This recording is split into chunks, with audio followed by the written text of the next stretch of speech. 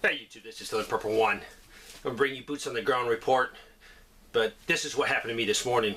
We need to replace our refrigerator. It's about 12-13 years old.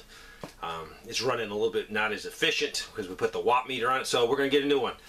So we went to Lowe's, and they have a lot of display, but they don't have them in the warehouse. But we finally found something that we liked. It's just a basic white refrigerator, absolutely nothing fancy. So we got that order. We don't know when it's going to be delivered. Hopefully in the next few weeks. We have no idea. So if you're needing some appliances, look at starting that process now of getting what you need. Let's get started on Boots on the Ground. I will be putting another installment of this up this afternoon. There's just so much to report, which is a good thing because the more you have, the more intel, the more information, you can make wise decisions with your time and with your money. So let's get into it. Walmart, Washington State, gas is at $5.29. Diesel, $4.79. I think it went up to $6.09. And I expect all these gas prices to be changing faster than I can report on them. This is near Grand Rapids, Michigan. June the 2nd, gasoline was $4.99. June the 6th, it was $5.19. Diesel is sitting at $5.79.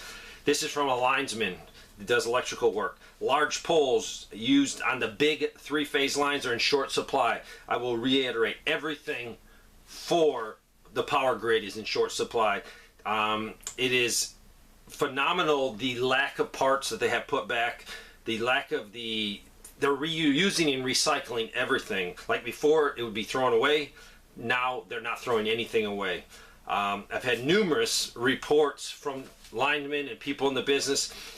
One hurricane will be devastating for supplies. If we get hit with 2 hurricanes and they do a lot of damage like they typically do, he said point blank it might be months before some people get their power up. Not because they can get the work done, it's because they can't find the supplies or the transformers.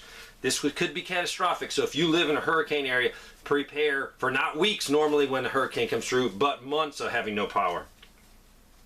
Indiana, fuel went from $4.89 to $5.25. Toledo, Ohio, gas is sitting at $5.09, diesel at $5.85. This is from a commercial kitchen technician. He says fryers for the kitchen are out of stock from the large manufacturers. And a lot of things in the kitchen are just taking forever to get ordered and get in. He's saying it's insane. He's never seen it like this before. This is from a major food company. This is a senior supply planner and labor scheduler. He says the labor shortage has been going on for over the last 2 years. They're shutting down some production lines because they don't have people to work the production line.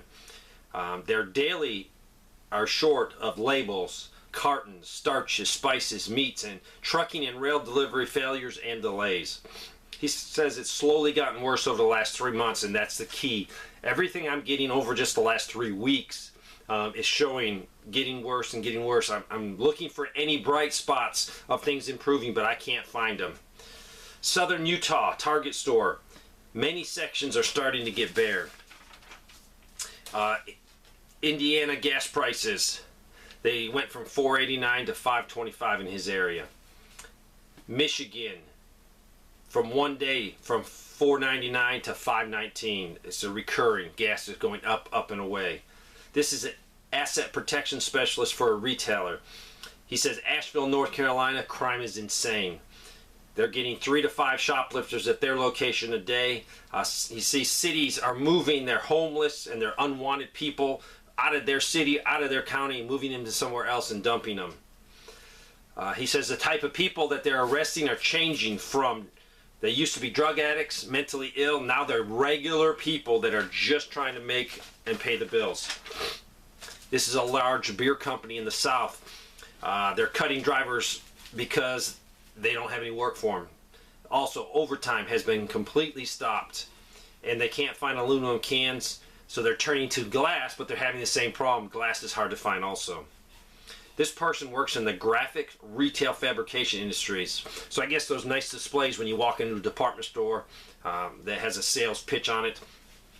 Retailers scaling back on projects for new in-store graphics and display.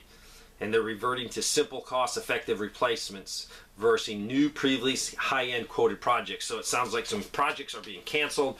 This is a ripple effect. It's rolling right through the economy.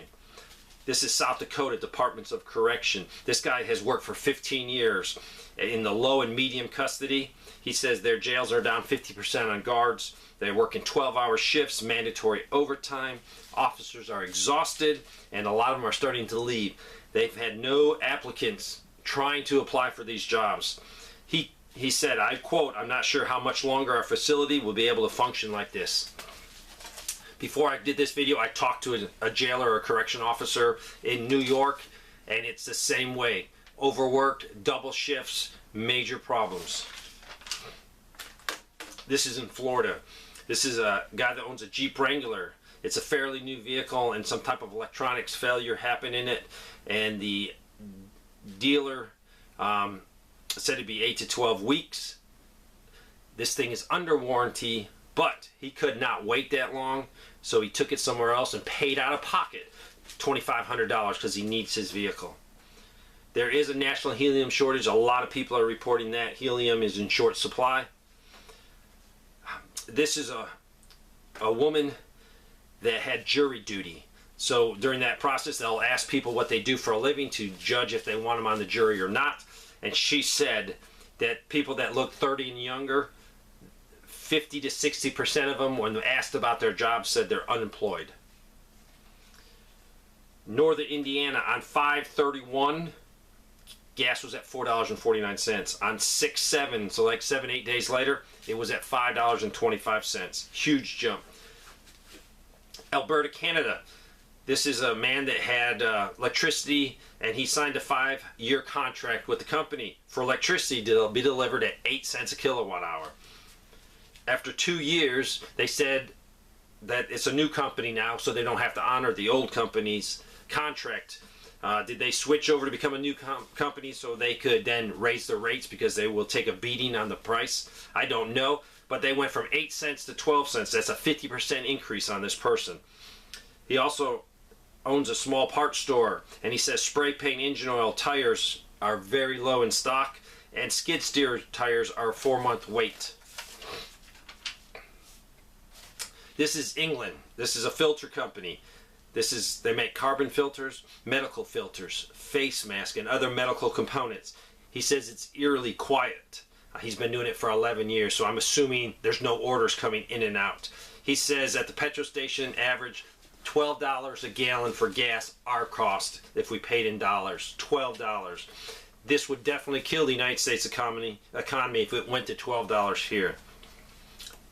Ireland, a hairdresser. She's been advertising for months for more staff and more workers, and she has had no one apply.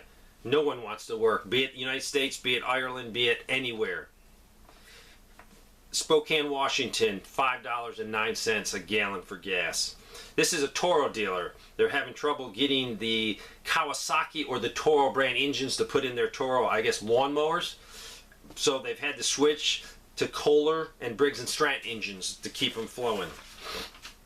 This is Wisconsin. This lady lives in a small town. She gave a great report. She says gas is at $4.89, diesel at $5.39. She says there's a local Mennonite store that's about down to 1/3 of their regular inventory, and they're only getting one truck about every 10 days. Also, the local parts supplier for tractors and heavy equipment, it is hit and miss if you can find the part you need. Restocking times are out about 4 to 6 months if you need to order a part. There's a grocery store in the town next to her. They had no chicken. They were very light on beef. The produce section of fruits and vegetables looked like they're already going bad and decaying, yet the prices are extremely high, she said. This is the canned food aisle in that same grocery store, just about empty. Pasta's low. The frozen food section's about half empty. I will quote, "Things are getting crazy up here in the North Woods." This is Canton, Ohio. The difference of gas prices from yesterday to today, and this is one day probably late. This email came in yesterday. It was $4.75. It raised to $5. Diesel was $4.99, raised to $6. This is from a military recruiter over there in Canton, Ohio, and he says no one is joining any branches of the military. This is from a municipal gas department or company in Ohio. They have a backlog of pipe fittings and poly pipe. All natural gas products that they use to install has increased by 50% across the board. Residential meters, we're having an 8-month back order on these products. So they are refurbishing and reusing any of these meters that they can. He says natural gas prices have more than tripled. He said January they got a 30-cent hike. Then they're getting another one very soon that's going to be 45 cents. But it could go up to 70 cents, and this depends totally on the future market. So he is estimating you will pay from last winter to this winter 3 to 4 times more this coming winter. So if you heat with this natural gas, you need to prepare your budget accordingly because you're going to get hit with huge increases. He says gas is around $5.10. This is a product that a lot of people use, Mccormick. They do a lot of spices. This factory, people have been sent home for 2 weekends in a row. They're out of salt, onion powder, and more products. They said all these products that they use are coming from China. This is another indication that we are a failed country when we can't get basic salt and onion powder and things we need. We can't produce it here. We produce it overseas. In time of a national crisis or an emergency, we will be at such a deficit, I don't think we could recover. This is, I will quote, I'm not sure what an ADP, I looked it up, it could be an automatic data processor. I'm not sure, but I'll tell you the gist of it is bad news. My ADP rep said they are losing accounts, and many accounts are getting smaller. And she said this means people are closing and laying off people. Just another indicator of a recession that is coming very quickly. Or I believe we're already in a recession. This is from an Indiana firefighter. He needs new bunker gear, and it is 9 months a wait. And bunker gear is the protective gear he uses to go into a burning building and fight fires. So a 9-month wait on bunker gear. I will be doing an afternoon edition of this because I have a lot more than what I've showed you. Keep praying, keep prepping. You can't do anything about this news. You can't do anything about this. What you can do is prepare. You can mitigate the danger that's coming. You can mitigate the damage that's coming to your life by prepping, by doing little things. This morning, me and my wife put up 17 pints of strawberry jam. It's a little thing, but it's what I can do to mitigate the craziness in the world. So find something positive you can do so you're not fretting about this news I'm bringing you. Do something positive to help your family survive a recession. I think it might lead into a depression, so just prepare accordingly. Thanks for watching.